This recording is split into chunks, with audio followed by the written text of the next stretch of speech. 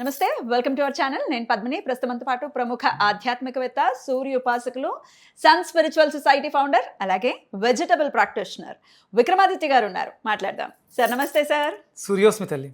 Sir season మారింది. మనం ఆగస్ట్లోకి కూడా ఎంటర్ అయిపోతున్నాం. ఆషాఢ మాసంలో ఉన్నాం, ఆగస్ట్లోకి కూడా ఎంటర్ అవుతున్నాము. High fevers. నిన్న రాత్రి మా అమ్మాయికి 102.5. బో ఇట్లా సల సల సల సల సల నీళ్ళ గుడ్డ పెడుతూ ఉంటే నెత్తి మీద అసలు విత్ నో టైం ఆవిరైపోతుంది.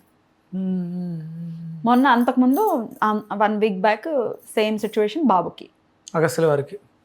అగస్త్యులు గారు మామూలుగానే ఫైరు. భయం వేస్తుంది సార్. అసలు ఇంత హై ఫీవర్స్ ప్రతి ఇంట్లో కూడా చూస్తూ ఉన్నాము. సీజనలే కదా అని లైట్ తీసుకునే, అంటే మళ్ళీ ఫిట్స్ వస్తాయి అని అంటుంటారు కదా, హై ఫీవర్స్. అందుకని అంటే ఇప్పుడు మీరు నుదుటి మీద ఆ వస్త్రం ఎందుకు వేసారు అంటే అది బ్రెయిన్ కూల్ చేయడానికి. బ్రెయిన్ టెంపరేచర్ హీట్ ఎక్కకుండా బ్రెయిన్కి ఎలా అంటే అది చాలా వెన్నలా ఉంటుంది, కరిగిపోతుంది, అన్నంత సున్నితంగా ఉంటుంది. కాబట్టి దాన్ని మెయింటైన్ చేయడం కోసం, అలాగే డెలికేట్ ఆర్గన్స్, కళ్ళు నరాలు డ్యామేజ్ అవ్వకుండా ఉండడం కోసం కళ్ళ మీద కూడా వేయాలా? కళ్ళ మీద మెదడు ఈ చుట్టూ హెడ్ రీజన్స్ని సేఫ్గా కాపాడుకోవాలి తప్ప శరీరాన్ని ఇంకొంచెం వేడెక్కించాలి. 102.5. ఇప్పుడు ఈ సందర్భంలో మనకు ఒరిజినల్గా లోపల విపరీతమైన వేడి ఉంటుంది. అది చూస్తే 105 కనిపిస్తుంది కదా, కానీ శరీరం వణికేస్తూ ఉంటుంది. చలి కదా, మనం చలిలో కదా వణుకుతాం. వేడిలో వణకడం ఏంటి? ఇప్పుడు ఏసీ 18-16లో పెడితే వణుకొస్తుంది. మరి లోపల వేడిగా ఉన్నప్పుడు వణికి ఎందుకు వచ్చింది? నేను చాలా ఆలోచించాను. అసలు నాకు దానికి పరిష్కారం లభించట్లేదు. ఎందుకు?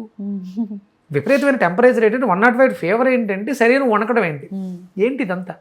మిస్ మ్యాచ్ ఉంది.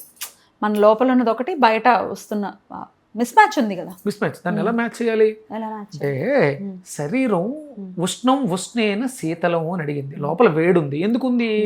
నా బాడీలో టాక్సిన్స్, అంటే నువ్వు ఆఫీస్కి వచ్చేసావు, మీ అమ్మాయి ఏం తింటుందో నీకు తెలియదు, తింటుంది తన ఇష్టం వచ్చినట్టు, స్కూల్కి వెళ్తుంది కదా, అక్కడ బ్యాక్టీరియా ఇవన్నీ వెళ్తాయి. అప్పుడు ఏమైంది?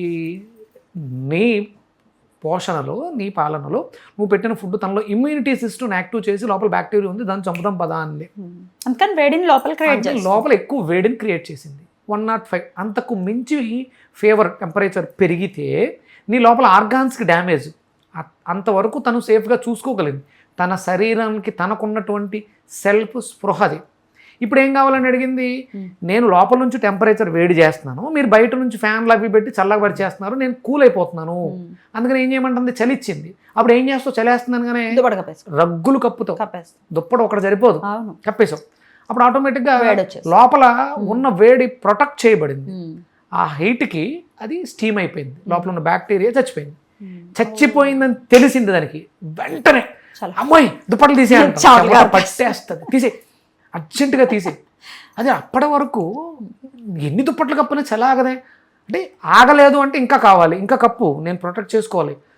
ఉడకబెట్టే లోపల పెద్ద వ్యవస్థ నా మీద యుద్ధం చేస్తుంది, దాన్ని నేను చంపేయాలి, ఆ బ్యాక్టీరియా ఇన్ఫెక్షన్స్ నేను చంపాలని తన టెంపరేచర్ని పెంచేసుకుని వణికించేసింది. నువ్వు దుప్పటి కప్పలేదు కాబట్టి. నువ్వు దుప్పటి కప్పిన వెంటనే కప్పాలి, ప్రొటెక్ట్ చేయి.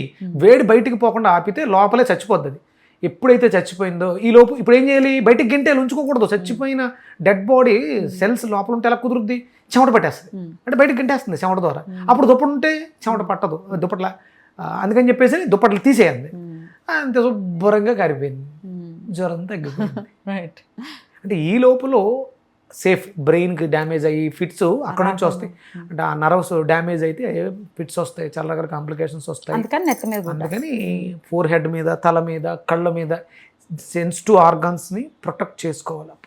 అందుకని చెవుల్లో దూది పెడతారు. అప్పుడు వీటిలన్నిటిని ప్రొటెక్ట్ చేస్తూ వీలైతే ఏం చేస్తారంటే నూనె పెట్టేస్తారు.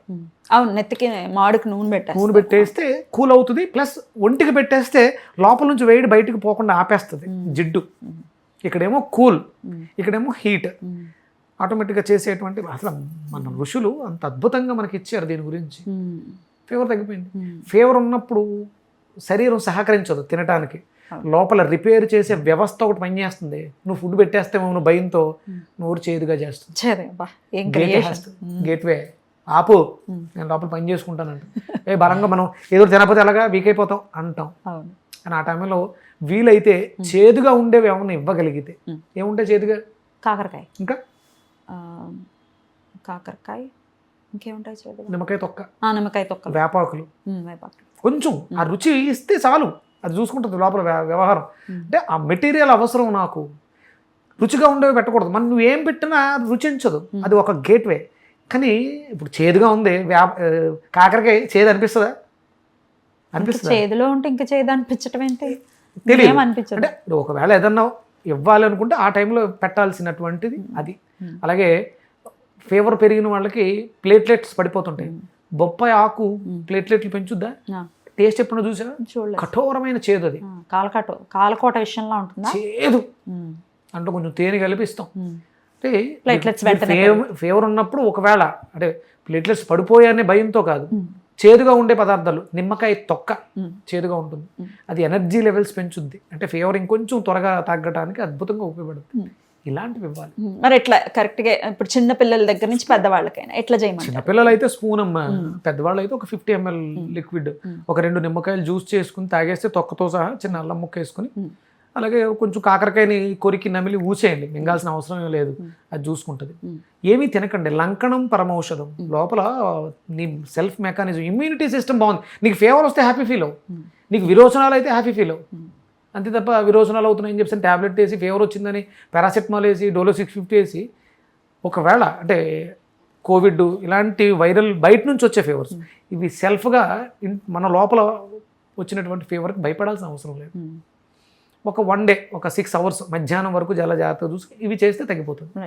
ఒకవేళ ఇంకా అప్పుడు తగ్గలేదు, దొండకాయ బ్యాక్టీరియాని చంపడానికి, క్లీన్ చేయడానికి అద్భుతంగా ఉంది. 2 దొండకాయలు జ్యూస్ చేసుకుని చిన్నపిల్లలకి ఇవ్వచ్చు, పెద్దవాళ్ళు అయితే ఒక 5 దొండకాయలు జ్యూస్ చేసుకుని తాగేస్తే లోపల వేస్ట్ మెటీరియల్ ఏమైనా ఉంటే బయటికి వాష్అవుట్ అయిపోతుంది. అలాగే దానిమ్మ తొక్కతో సహా వగరు రుచితో ఉంటుంది, పై తొక్క తీసేసి లోపల లేయర్స్, ఎల్లో లేయర్స్ దాంతో జ్యూస్ చేసుకుని తాగేసినా కూడా ఎలిమినేషన్, వేస్ట్ మెటీరియల్ బయటకు వెళ్ళిపోతుంది. అంటే శరీరానికి కూడా ఎంతో కొంత శక్తి వస్తుంది, చేస్తే సరిపోతుంది. ఇక టెంపరేచర్ మెయింటెనెన్స్ 2-3 రోజులు కంటిన్యూగా జరుగుతుంది. ఇంటర్నల్ బ్లీడ్ అయ్యే అవకాశం ఉంది, నరాలు చిట్లు పోతాయేమో అని భయం ఉంది. అప్పుడు ఏం చేస్తామంటే ఒక 4 గోరుచిక్కులు యాడ్ చేసి, 2 దొండకాయలు యాడ్ చేసి జ్యూస్ చేసి స్పూన్ 2 గంటలకు ఒకసారి కొంచెం స్పూన్లో కొంచెం తేనె వేసి పట్టించండి పిల్లలు, ఏం హామ్ కాదు. లేదు పిల్లలు, చిన్నపిల్లలు తాగడం కష్టంగా ఉంది, లైట్గా స్టీమ్ చేయండి, ఇడ్లీ కుక్కర్లో పెట్టి దాన్ని మిక్సీ చేయండి, దాంట్లో కొంచెం తేనె కలిపించి పట్టించండి. అంతే తప్ప ఫుడ్ పెట్టేస్తే తగ్గిపోద్దేమో, ఇలాంటివి లంకణం చేయించండి, లిక్విడ్స్ ఎక్కువ ఇవ్వండి. టెంపరేచర్ హెడ్కి తగలకుండా చూసుకోండి.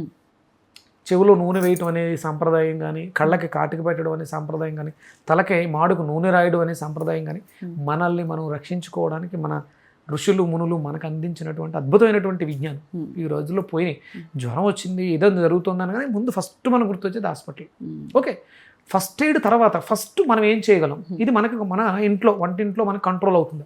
అవ్వని పక్షంలో మరీ చిన్నగా ఉన్నారు అంటే, ఇంతకుముందు ఏదో పెద్ద రకాల ఇబ్బందులు ఉన్నాయి అప్పుడు, అలాంటి వాటిని మీరు కంపల్సరీ హాస్పిటల్కి వెళ్ళాలి. వైద్యుడు భేషజం అనేది రోగం, భేషజాన్ని వదిలించేవాడు బిషక్, మనది క్షేత్రం. సో ఇది చేసుకుంటే ఖచ్చితంగా ఈ సీజనల్ ఇప్పుడు చాలా ఎక్కువగా ఉన్నాయి సీజనల్ ఫీవర్స్. ఇప్పుడు ఎలాగ కోవిడ్ కూడా మళ్ళీ ఏదో వస్తుంది, తగులుతుంది, ఇవి కొంతవరకు మీకు ఫస్ట్ ఎయిడ్గా మిమ్మల్ని మీరు రక్షించుకోవడానికి సరిపోతుంది. కోవిడ్తో సఫర్ అయ్యే ఒక 11 మంది ఫ్యామిలీని నేను కేవలం వీటితోటే హాస్పిటల్కి వెళ్ళక్కర లేకుండా నా పర్యవేక్షణలో నేను ఉండి చూశాను. ఇబ్బందులు ఏమీ లేవు, వీటిలో చాలా అనుభవం ఉంది నాకు, చేస్తాయని. అద్భుతం సార్, చాలా చక్కగా వివరించారు. ఖచ్చితంగా ఇది హెల్ప్ఫుల్గా ఉంటుంది.